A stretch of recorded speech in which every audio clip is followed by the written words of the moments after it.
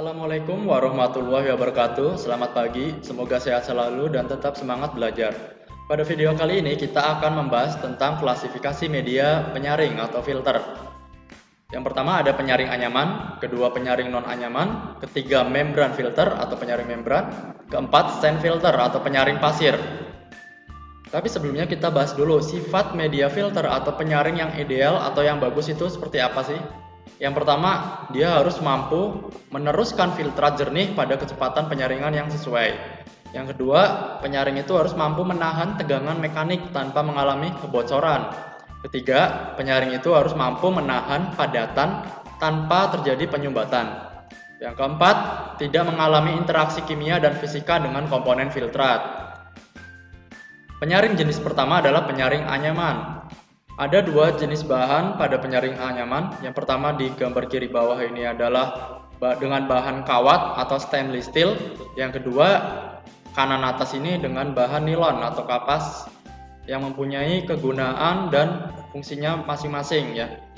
Yang pertama untuk penyaring kawat atau stainless steel itu biasanya lebih tahan lama, tahan terhadap penyumbatan dan mudah dibersihkan. Biasanya dipakai untuk menyaring bahan makanan seperti gula, kopi, garam, teh, biji-bijian, beras, pupuk, pakan ternak, karet, bahan kimia, dan daur ulang plastik. Sedangkan untuk penyaring anyaman dengan bahan kapas atau nilon biasa dipakai untuk industri farmasi atau obat-obatan. Biasanya penyaring anyaman kapas atau nilon ini yang bersifat tidak mengabsorpsi atau tidak menyerap dan tidak terpengaruh oleh jamur atau bakteri. Yang kedua adalah penyaring jenis non-anyaman atau kertas saring yang biasa kita pakai di laboratorium, di mana cara menggunakannya kertas saring yang berbentuk bulat ini dilipat sampai membentuk kerucut seperti ini, kemudian dirobek sedikit sudut lipatannya dan dibasahi dinding corong dengan aquades agar dapat dilekatkan kertas saring pada corong. Cara kedua, kertas saring yang berbentuk bulat ini dilipat menjadi seperti kipas lipat, kemudian dilipat kembali sampai ada lekukan kertas seperti ini untuk memungkinkan udara untuk mengalir dan dapat mempercepat proses penyaringan. Kemudian jenis penyaring yang ketiga adalah membran filter atau penyaring membran. Ini digunakan untuk setiap membran filter yang mampu memisahkan partikel di bawah 0,1 mikrometer ya. Bekerjanya berdasarkan pemisahan antar molekul yang lebih besar dengan yang lebih kecil sesuai dengan pori-pori membran. Ya, biasanya yang dipisahkan adalah mikroorganisme yang berukuran 0,1 mikrometer seperti parasit, partikel anorganik, bakteri, biopolimer, dan lain-lain. Sebelum menggunakan membran filter atau penyaring membran, itu air baku atau air mentah itu harus melewati proses screening penyaringan menggunakan anyaman kawat dahulu biasanya.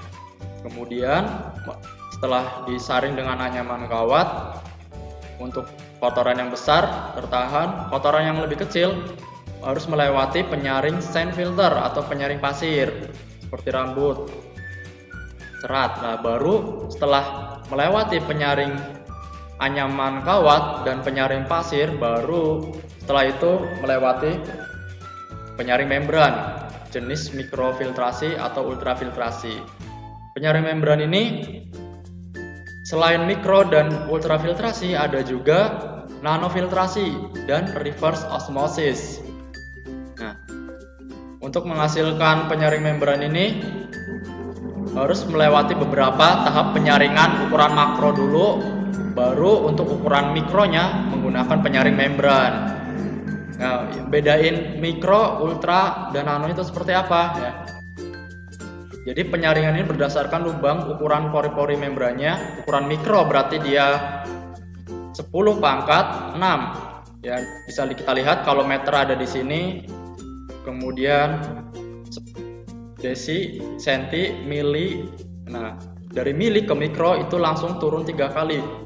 Jadi mikro itu 10 pangkat min 6 meter, sedangkan nano turun 9 kali dari meter. Jadinya nano itu adalah 10 pangkat min 9 meter. Di mana letak ultra? Ultra itu di antara mikro dan nano, berarti sekitar 10 pangkat min 7 atau min 8. Nah, kegunaannya untuk RO bagaimana ya? Aplikasi RO itu biasanya untuk pemurnian air minum yang biasa kita minum. Kemudian pengolahan air asin, air laut menjadi air tawar, pengolahan air nira menjadi gula cair, bisa juga untuk kebutuhan rumah sakit, untuk cuci darah, untuk industri farmasi obat-obatan sebagai pelarut obat, pembuatan soft drink dan lain-lain. Nah, bisa kita lihat sebelum masuk membran filter, di sini ada banyak mikroorganisme ya, seperti bakteri, virus, pestisida, H2O ini air, koloid, sedimen, karat, cacing merah yang ukurannya mikro, lumpur, mineral, dan lain-lain. Setelah masuk membran filter, yang kita harapkan adalah mineral dan H2O atau airnya.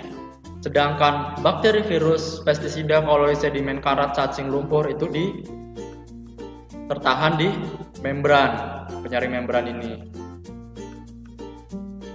Nah, kemudian untuk RO sendiri atau reverse osmosis yang sering kita dengar, kalau diartikan itu seperti apa ya? Artinya RO, sebelumnya kita perlu ketahui dulu arti difusi. Difusi adalah proses bergeraknya zat terlarut dari daerah yang konsentrasinya lebih tinggi ke daerah yang konsentrasinya lebih rendah secara spontan. Contohnya parfum, ketika disemprotkan ke ruangan itu akan memenuhi seluruh ruangan karena molekul gas pada parfum itu mulai berdifusi dengan sekelilingnya dan menyebar ke seluruh ruangan. Itu difusi. Sedangkan osmosis, nah ini kebalikan dari difusi tadi. Kalau osmosis itu perpindahan molekul pelarutnya. Kalau tadi difusi perpindahan atau bergeraknya zat terlarutnya, kalau osmosis ini pelarutnya yang bergerak ya. Dari konsentrasi rendah ke konsentrasi tinggi ya. Kalau difusi tadi dari tinggi ke rendah, kalau osmosis ini dari rendah ke tinggi melewati membran semi-permeable. Nah, membran berarti penyaring yang berukuran mikro atau lebih kecil. Permeable kemarin artinya bisa meloloskan atau bisa melewati. Semi berarti sebagian bisa lolos, sebagian tidak.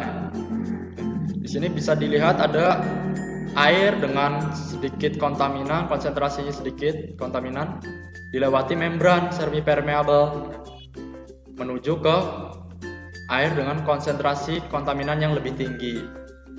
Ini peristiwa osmosis. Prinsip kerjanya, kalau reverse osmosis, berarti di sini hampir seperti osmosis, tapi dia ada tekanan, ada pressure ya. Ketika mengalirkan air melewati membran itu perlu tekanan tinggi, sehingga menciptakan proses yang berlawanan. Reverse artinya berlawanan dari proses alamiahnya. Proses alaminya osmosis, kalau ditekan jadinya prosesnya berlawanan ya. Jadi konsentrasinya dari